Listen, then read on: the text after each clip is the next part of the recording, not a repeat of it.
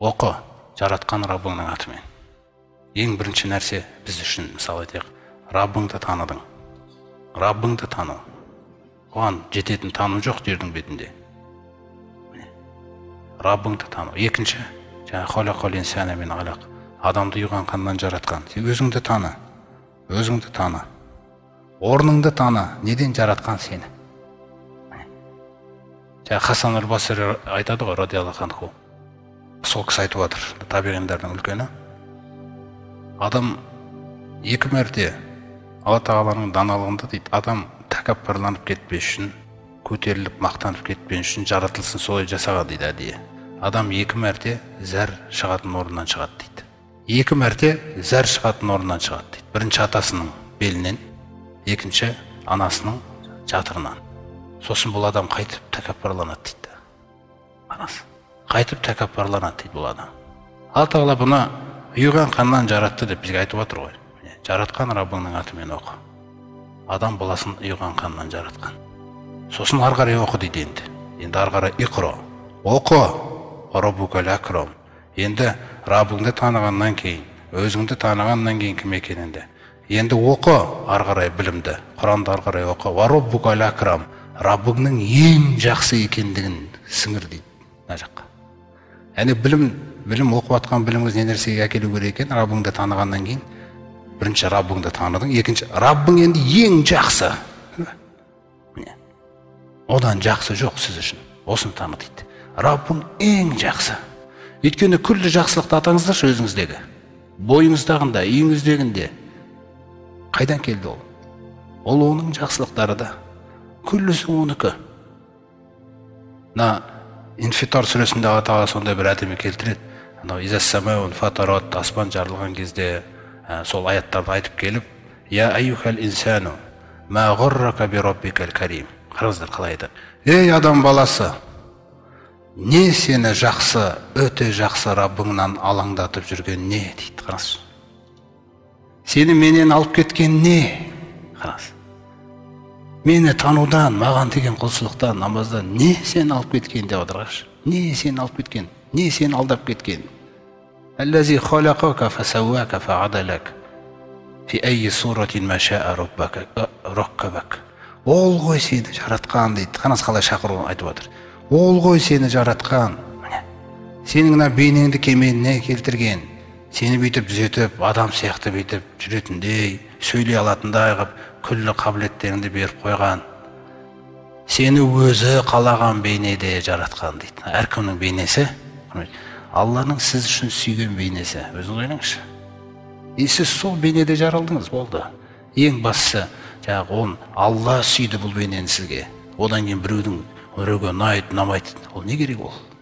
Ең басты бұл бейнеңді Раббыңның сүйді. Сол өзі жақсы көрген бейнеде жаратты сені.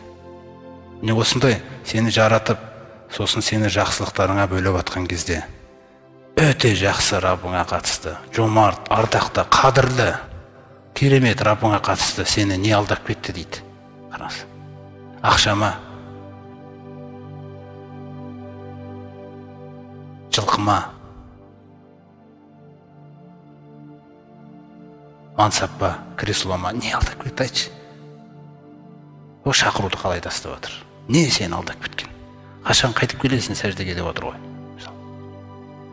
Сондықтан әуелгі түскен аяттарға назар салсаңыздар, құрметжан, білімді сөйлеп келді ол. Бұл үзіліп қалған білім, күллі адамзат жете алмай отырған білімді алып келді Алла Тағала. Міне. Қараңғылықтардан жарыққа шығару деген өзіңіз ойлаңыз. Жибрил келді Алла Тағаланың әмірімен. Оқы, міне білім басталды.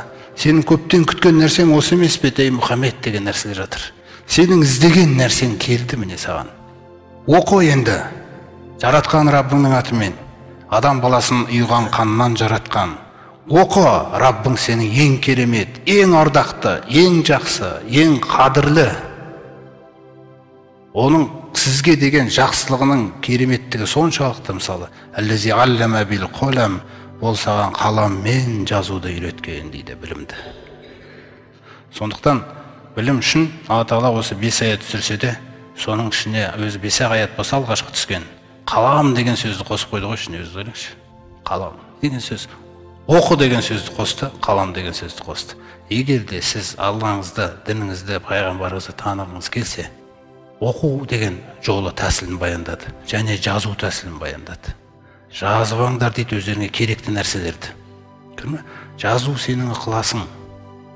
Жазылмаған нәрсе ұмытылып қалады, мысалы айтайық. Сондықтан жаңағы білімге байланысты Алла Тағала соны көрсетіп отыр. Оқу және жазу адамға қаламды қаламмен жаңағы үйреткен. Алламал инсана ма лам яғлам. Қараңыздар 5-ші аятында адамға білмеген нәрселерін үйреткен. Білмеген нәрселерін үйреткен. Ва нуфиха фис-сур. Сұрға үрленеді. Жаңағы дауыс келеді. Сұрдан шыққан дауыстың толқыны деген нәрсе бар, құрметті жамағат. Ана толқынына бүкіл әлемнің бітшін шығарып жібереді. Қараңыздар. Әлемнен түк қалмайды. Аллах Тағала өзі Құранда айтқандай, жаңағы иннама қаулуна ли шейин иза араднаху. Егерде бір істі қаласақ, оған айтатын жаңағы сөзіміз тек бір-ақ сөз дейді. Қараңыздаршы. Кун деп айтам дейді Алла Тағала. Бол деп айтам дейді, фаякун бола қалады дейді. Фаизаху минал аждаси иля роббихим янсилун. Сұрға үрленген бетте қабірлерінен тұра қалған адамдар ғой, қараңыздар. Сөйтіп Раббыларына қалай ағысып жүгіреді дейді. Міне. Қараңыз қалай келтіріп жатыр. Жүгіріп бара жатып айтады дейді. Қолу, я вайлана, ойбай-ай. Қараңыздар сөздер қандай. Мән бағасана мен марқадина. Мына қабіріңізден кім тұрғызған? Ойбай-ай. Үрей. Әсіресе иман жоқ болған жүректерде үрей. Иман болмаған жүректердің барлығына ата қабірден тұрған бетте үрейге толтырады. Үрей. Қараңыздар. Ва афидатукум хава дегендей бір сүреде, Ибрахим сүресінде айтады. Мына жақта ауа дейді, жоқ ештеңке. Үрейге толтырып тастайды Алла Тағала. Жаңағы сөздері сондай болады. Сол кезде періштелер немесе иманы мықты болғандар айтады екен. Хаза ма вағадар рахман. Мынау Рахманның уәде еткен нәрсесі ғой. Қараңыздар, қандай тыныштық оларда. Ва садақал мурсалун. Жіберілген елшілердің барлығы шындықты айтыпты ғой. Міне орнады қиямет. Біз енді үміт еткен сауабымызды аламыз деген мағына жатыр. Ин канат илля сойхатан вахида деп қайталайды Алла Тағала соны. Ясин сүресіндегі аяттар ғой мынау. Тек бір ғана айқай болады дейді, болды. Міне. Бір ғана айқай болады да фаизахум жамиу ладайна мухтарун. Жер бетіндегі адамдардың барлығы алдымызға келіп әзір болады дейді есепке. Бітті. Міне осындай қияметпен Аллах Тағала ант етіп отыр. Бұл хақ. Шындап келгенде құрметті жамағат, құрметті бауырлар, мына өміріміздің бәрін қанша сүрейік, қанша біреу салиқаламал істейді ма, біреу істемей ма, бірақ түптеп келген кезде сұрақ не үшін жаралдым деген сұрақ туатын болса егер, Раббымыздың алдына барып есеп беру үшін жаралдық біз. Қараңыз. Раббымыздың алдына барып есеп беру үшін жаралғанбыз біз. Міне мақсат не өмірдегі. Бұл есеп не үшін айтылып отыр бұл жерде? Өйткені қараңыздар келесі аятында не дейді Алла Тағала? Вала уқсиму бин нафсил лауама. Өзін өзі әрдайым жазғыра беретін жанмен ант етем дейді. Қараңыздар. Неге мұсылман өзін өзі жазғыра береді? Өзін өзі жазғыра беретін жанмен ант етемін дейді. Егер қиямет өтірік болса, неге ол өзін өзі жазғыра береді? Көрдіңіз ба? Қияметтің ақиқатымен адамның жанының байланысын көрсетіп жатыр Алла Тағала жерде. Қияметке деген иман, құрметті жамағат, ол біздің анау қиямет туралы естіген барлық сахих әңгімелерімізді айтып жеткізе беру деген нәрсе емес. Қияметке деген иман, жаның мына аяттағы жанға айналу керек. Қандай жанға айналу керек жанымыз? Өзіңді өзің жазғыра беретін жанға айналу керексің дейді. Қашан сен өзіңді өзің жазғырасың, міне қиямет сенің жүрегіңде жұмыс істеп отыр. Көрдіңіздер ме?